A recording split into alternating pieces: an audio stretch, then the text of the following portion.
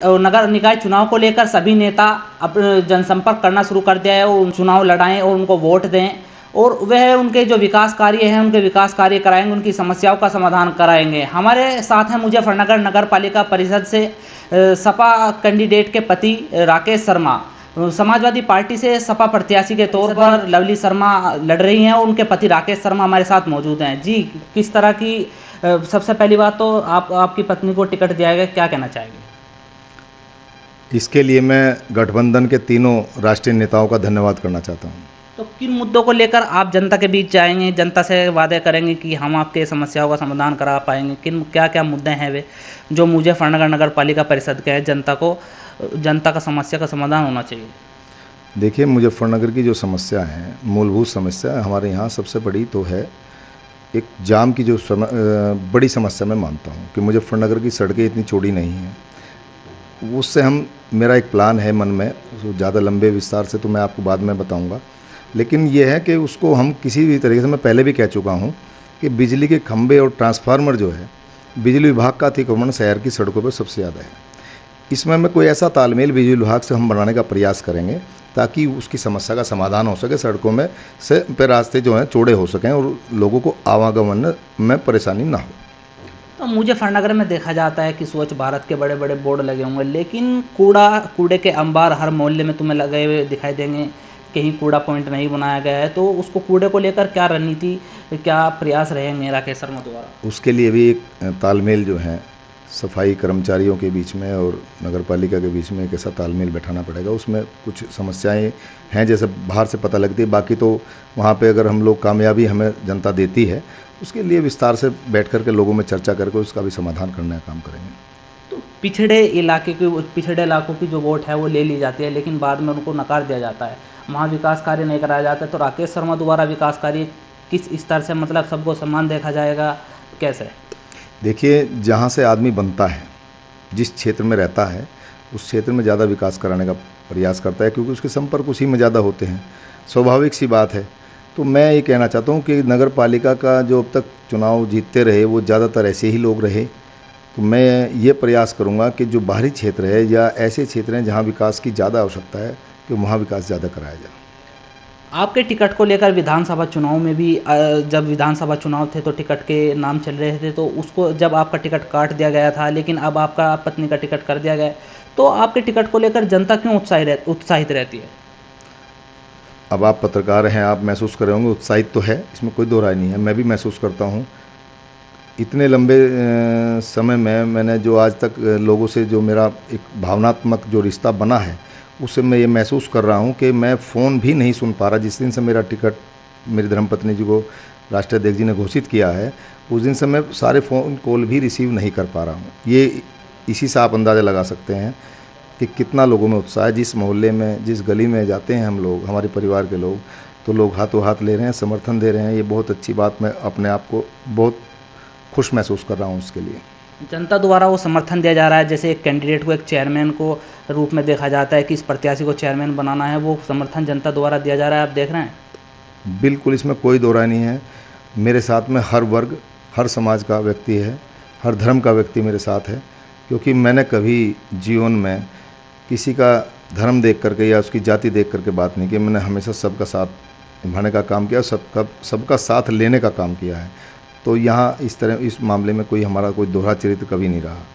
तो इसलिए जो है सभी लोग हमें भी जो है सहयोग करने का काम करें। इसके लिए मैं भगवान का भी धन्यवाद करूँगा कि आज इस स्थिति में पहुँचे, तो उसी कारण से पहुँचे। तो चुनाव में क्या चुनौतियां मानते हैं, क्या चुनौतियां आने वाली हैं या चुनौतियां हैं अभी हाल में? तो जीतने तक क्या संघर्ष में क्या कितनी चुनौतियां आएंगी? चुनौतियां तो मुझे लगता नहीं, क्योंकि जो सामने वाले की जो स्थिति है, मैं महसूस कर रहा हूँ, बड़े आदमी हैं, वो अलग बात है। मैंने उस दिन पार्टी कार्यालय पे भी कहा कि लड़ाई साइकिल वाले की और मर्सिडीज़ वाले की लड़ाई है, एक गरीब की और अमीर की लड़ाई है। और निश्चित रूप से जो गरीब जनता है, उन्हें मेरे ऊपर भरोसा है, मेरी धर्मपत्नी के ऊपर भरोसा है कि हमारे लिए काम करेंगे, तो निश्चित रूप से हमें सफलता मिलेगी। भगवान का आशीर्वाद रहेगा, ऊपर वाले का आशीर्वाद रहेगा, निश्चित रूप से जो हमें सफलता मिलेगी। हमें अंदर से विश्वास है इस बात। तो राकेश शर्मा को ही क्यों वोट दे जनता कि हमारे समस्या का समाधान कर पाएगा? तो आप क्या कहना चाहेंगे, क्यों वोट दे जनता आपको? देखिए भाई साहब, बहुत लंबे समय से लोग राजनीति में हैं, तो हम भी देख रहे हैं।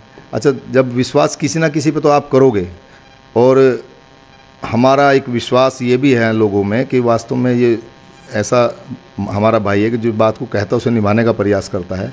तो इसीलिए मैं नहीं कह रहा इस बात को, जो मेरे साथी हैं, मेरे पुराने अपने मिलने वाले हैं, मित्र हैं हमारे, वो सब लोग इस बात को कह रहे हैं कि राकेश शर्मा को जिताओ, और हम इसका जीतना है कि हम जीत जाएंगे।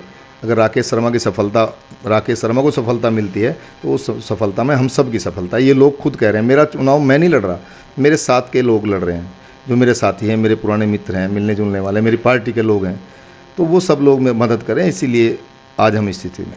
अगर आप चुनाव जीतते हैं तो चेयरमैन आपकी पत्नी बन जाती है, तो क्या प्राथमिकता सबसे पहले रहेगी? क्या हमारी प्राथमिकता है? प्राथमिकता तो जो मूलभूत समस्याएं हैं, सड़कों की, नाली की, जल भरावों की, जाम की, यही प्राथमिकता होंगी हमारी, इसी पे सबसे पहले काम करेंगे।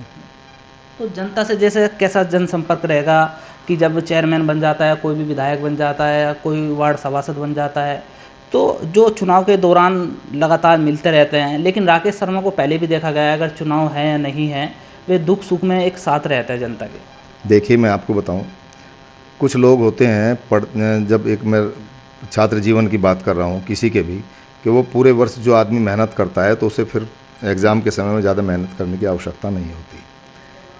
और कुछ लोग ऐसे होते हैं, साल भर वो अपना कोई मतलब नहीं, जब उसका एग्ज़ाम आएगा, परीक्षा आएगी, तब वो मेहनत करेगा।